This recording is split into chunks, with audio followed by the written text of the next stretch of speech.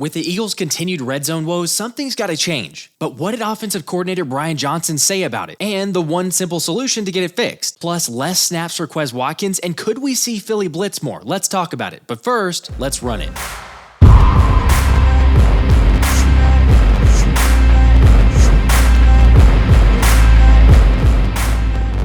Hey guys, in case there's anyone new to the channel, I'm Josh and I cover the Birds. So let's start with a crazy story of an Eagles fan sneaking into the locker room after the Birds' victory over the LA Rams. As the Inquirer's Jeff McClain shared, an Eagles fan somehow snuck into the post-game visiting locker room with reporters at SoFi Stadium, and then proceeded to walk up to AJ Brown, who, upon not recognizing him, told team personnel. And then the wide receiver corps had a good laugh, with Swole Batman joking, "I feared for my life." Unfortunately, we haven't seen this man, with some now believing Big Dom probably ate him. I mean, that's what our chief security officer is there for after all. But give the dude a break. He honestly just wanted to give tips to Brian Johnson about the red zone offense. Want to talk about hotels?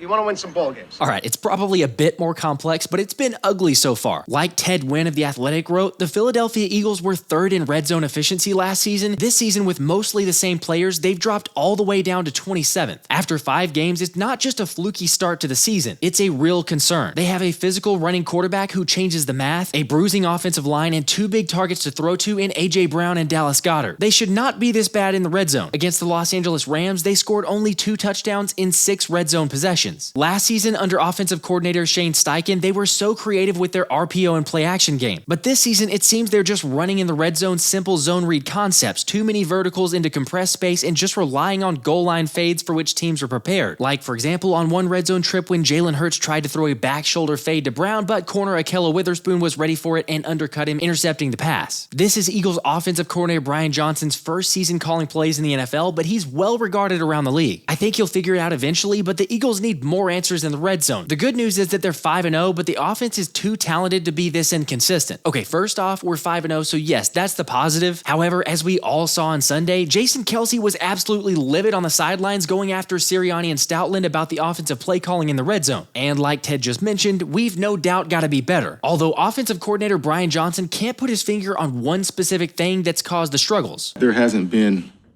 one thing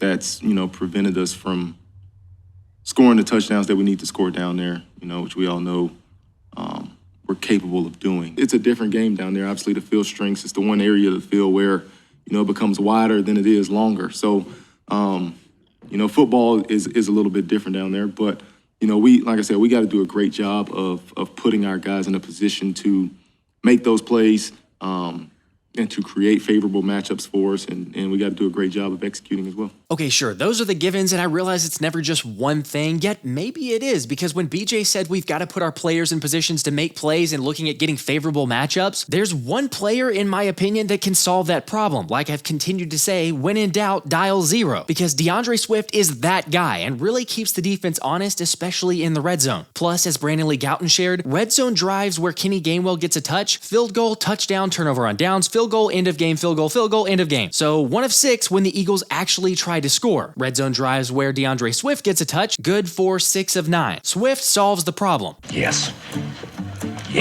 Look, that really should be your only answer to which running back you want to play in the red zone. However, I'm pretty sure we all could have come to this conclusion without the numbers. Since how many times have we seen Kenny G carry the ball in the red zone and not look effective compared to when Agent Zero does it? I mean, it's not hard to see the extra pressure Swift puts on the defense when he's in the red zone. Now, don't get me wrong, Gainwell made some great plays on Sunday, like when he was able to show that impressive balance fighting for the third down. And I talked about this more in my previous video, but Kenny was for sure the best in terms of pass pro, to which BJ might also agree. Kenny played a really, really good game, particularly in stuff that did not go noticed on the stat sheet in terms of some of his protection, some chip blocks. I mean, I think probably one of the most impressive plays in that game was his third down conversion.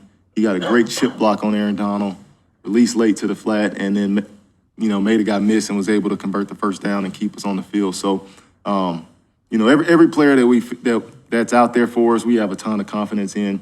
Kenny's done a great job. DeAndre's done a great job this year. And, we're just fortunate to to have backs that we feel like we can put out there and roll. That's fine, and I'm perfectly happy with that. Yet, just so I'm clear, I'm not advocating for Gainwell to stay off the field. I just don't want him out there in the red zone. I don't know. It feels like this is the last major hurdle, if you want to call it that, on the offensive side of the ball, although I am confident the Birds can get it figured out. But how about you guys? Do you want to see more of Swift in the red zone, or is there a better solution that I'm not thinking of? Perhaps it's getting Quez Watkins the ball more. Relax, that was a joke. Yes, the red zone numbers would have looked a little better if Jalen had hit Quez on this play, but he needs to be better. Except it feels like that's what we always say about 16, which is why Bleeding Green Nation argues it's time for less Quez Watkins and more Olamide Zaccheaus, with Brandon Lee Gouton saying Quez Watkins saw 3 targets and caught 2 of them for 4 yards. He inexplicably failed to follow good blocking on a 3rd and 2 bubble screen to get tackled for a loss instead of picking up the first down. Infuriating play that killed a promising drive. After watching Watkins struggle dating back to last year, the Eagles really need to limit his role, especially when Olamide Zaccheaus has been making the case for more snaps. Even though Oz didn't log a target in this one, he has 69 receiving yards in his last 3 games, while Watkins has 68 in his last 10 combined. Alright, I've come around on this idea as well, and it'd be nice to see Oz get some more time on the field. However, it doesn't sound like Sirianni's got that in his future plans. Sometimes Quez's abilities aren't always shown. Like, Quez got to share the ball with a lot of guys, right? And so you're not going to see like what Quez did in 2021. You might not see as much because we have AJ, we have Devontae, we have Dallas, we have DeAndre, right? All these different targets. But what is unknown about Quez, what can't ever show up on a stat sheet with Quez is his ability to stretch the field. His speed is real.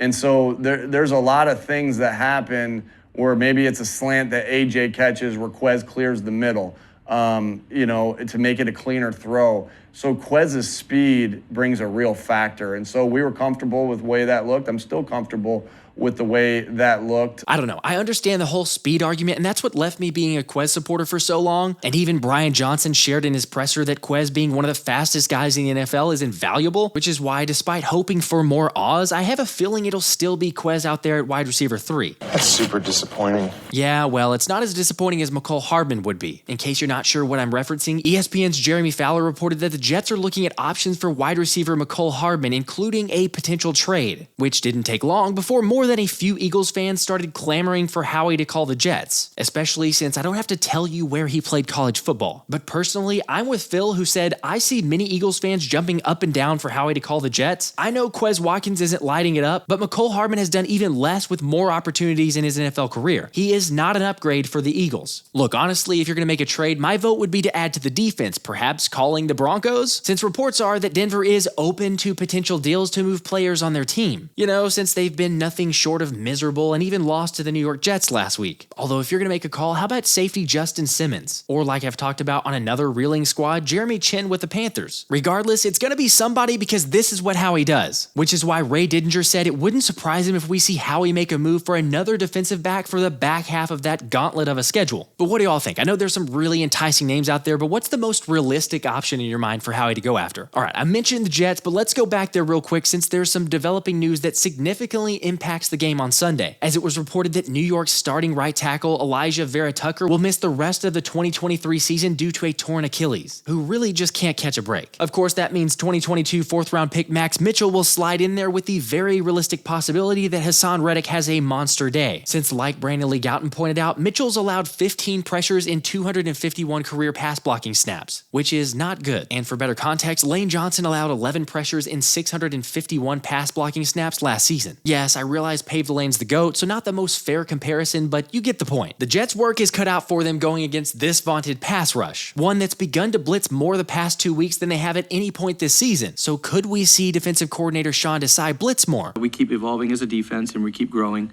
and the teams that we're playing are different. We got to be able to adapt and adjust to the teams that we're playing and what we think gives us the best chance each week to impact the opposing offense. And that philosophy won't change. Whatever we think is the best as a staff with our players and putting them in best positions, that's what we got to do. And we got to give our guys the best chance to win, and because our guys care and they're fighters, they're going to work, and they take ownership of it. And that's what we want. We want them to take ownership of the plan each week, and they got to trust that we're doing everything we can to put them in the position to win. Okay, sure, that's not a guarantee from Desai, but I think if we look at the writing on the wall and what's worked the past couple weeks to keep quarterbacks off balance, it wouldn't surprise me if we continued to see this progression of utilizing blitz packages to create quicker pressure and ultimately disrupt the timing and create turnovers. Although I guess with a player like Jalen Carter, you don't necessarily have to bring as much pressure, especially as he continues to set the bar higher and higher. Because since 2016, when next-gen stats pressure data began being tracked, only 2 DTs have recorded 25-plus pressures, 3.5-plus sacks, and 2-plus forced fumbles in the first 5 games of a season: Jalen Carter and Aaron Donald. Yet even with that constant praise, Mr. Unblockable's got the right mindset, saying, nah, I wouldn't say I'm unstoppable, I still got a lot to improve. There's a lot of plays out there where I could have won my rep, but I got blocked that rep, so I just got to get better every week. I mean, that's awesome, but to take it a step further, Desai offered a little inside look at what makes the Breadman so special. I don't know if it's a surprise, but it's impressive how much he loves football. You know, he likes, and he's like a sponge. You know, he's asking for feedback. He's getting coached hard, and even from his peers. You know, he's taking a lot of coaching from his peers, and whoever he can feel like he can get information from. And a lot of guys are touching him. Coach Rocker obviously is a primary key point. Fletch obviously is a big model in his life. Even Matt Leo has done a tremendous job of pulling him aside and doing some things with him. Coach Washburn. So I think that's been the impressive part, is that he's a sponge. You know, and he just wants to keep getting better and keep being a big part of this defense and impacting us. And he's doing a good job of taking that ownership. How did this dude ever fall to Philly? It's like John McMullen shared. He was just an immature kid and people were scared off, and they handed maybe a generational player to the best roster in football. The whole league should be disgusted at themselves. They really should, but I'm sure glad they missed on him. By the way, as you can see, I'm wearing the Breadman shirt, and I figure it's about time for a giveaway. So go ahead and enter your predictions for both how many sacks the Eagles end up with against the Jets and who will record the first sack. You got to comment both options for this to count. And reminder, if there are multiple correct answers, we'll do a drawing to determine the winner. I need to know what I stand to win. Just tend to win everything, call it. All right, not exactly everything, but if you win, I'll ship you a Breadman t-shirt or hoodie, whatever you prefer. So good luck to you, and curious to know your predictions about the Nakobe Dean situation after the Eagles activated the 21-day practice window to return from IR, which technically doesn't mean that he'll be playing against the Jets on Sunday. However, there is a possibility, but I guess the bigger question is, with the way that Nicholas Morrow has been playing along with Zach Cunningham, would you really want Dean coming back to the starting role? Or do you just ride it out with the starters we have and let Dean play backup? I don't know, it's a tougher call than what I expected, but if I had to go with the situation, I'd probably lean to start Dean along with Nicholas Morrow. Also, another reminder that we'll have a live show tomorrow at 7 p.m. Eastern, the Wednesday link, to break down all the recent news and rumors around the Birds. As always, feel free to stop by, and we'll see you then. This has been the Philly Special.